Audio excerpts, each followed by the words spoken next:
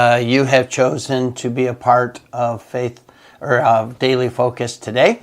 And we're looking forward to a continued study. We're going to be dealing with a subject today that everyone deals with. At some point, everyone has had to deal with anger. Everyone has had to deal with the emotion that has been stirred up, that either my rights have felt like they were violated, or my wishes were ignored, or my space was invaded, or whatever it is that causes you to get ticked off.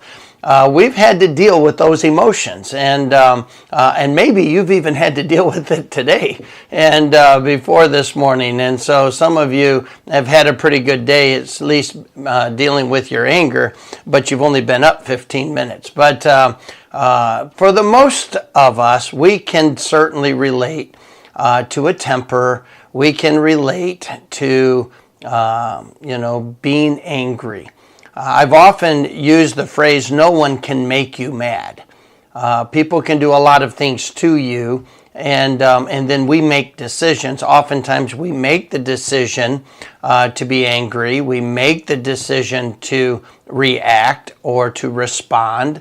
And sometimes we do it very selfishly and sometimes very carnally. But those are our decisions. But yet, I even make the statement, that made me mad, or they really made me mad.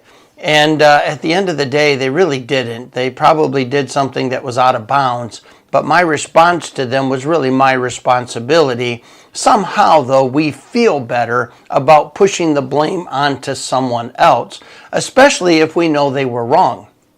However, their wrongdoing does not justify a wrong response on my part. And that's where it really begins to create problems for us. And so I'm going to reread a couple of verses that we read yesterday and then finish this chapter. It says in verse number 27, "An ungodly man diggeth up evil, and in his lips there is a burning fire. A froward man soweth strife, and a whisperer separateth chief friends. A violent man enticeth his neighbor and leadeth him into the way that is not good. He shutteth his eyes to devise froward things. Moving his lips, he bringeth evil to pass. The hoary head is a crown of glory, if it be found in the way of righteousness. He that is slow to anger is better than the mighty, and he that ruleth his spirit than he that taketh a city. The lot is cast into the lap, but the whole disposing thereof is of the Lord." So there's a couple of things in this text. Obviously, Proverbs loves to jump around, but they are related. And it starts out with this idea that God calls the person who digs up evil a wicked person. He calls them an ungodly man.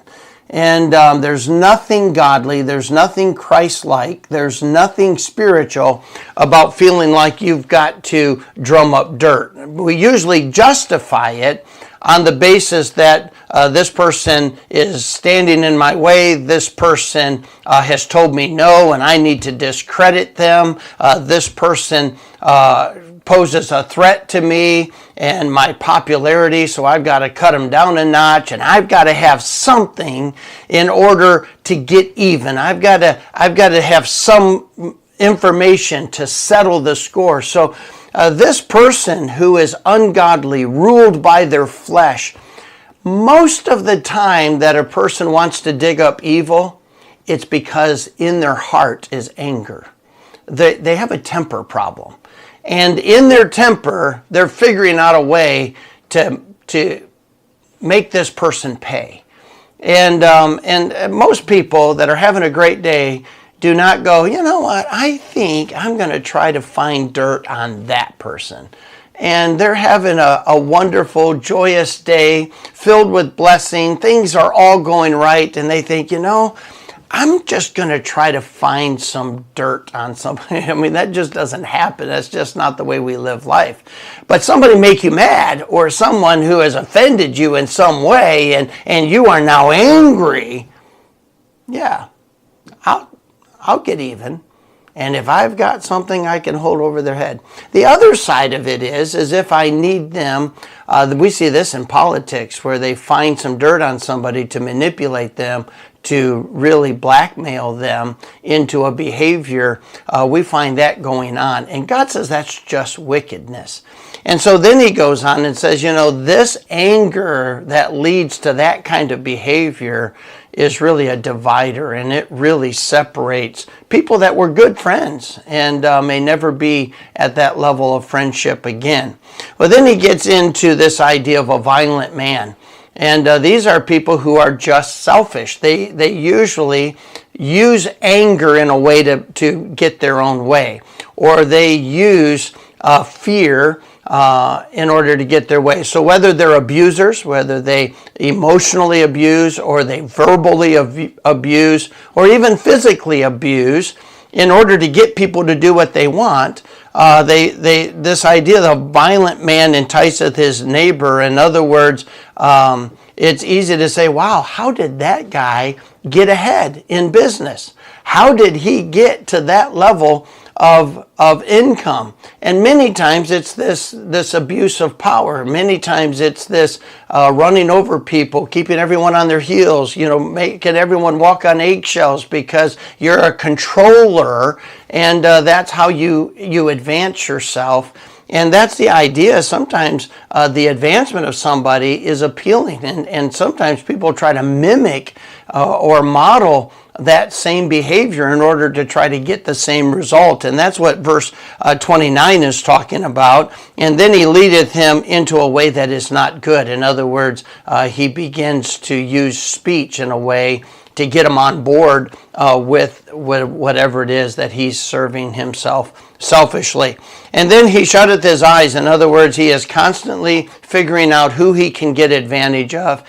He's always scheming as to how he can get the upper edge. Oftentimes that's rooted in anger as well. When a person can't fall asleep because of what somebody has done, and they're trying to figure out how do they get even? How do they get this person out of their way? How do they make this person hurt the way they hurt? And they can't even go to sleep because of the fact that their heart is so moved with anger, and so cluttered with a temper and bad thoughts and bitterness.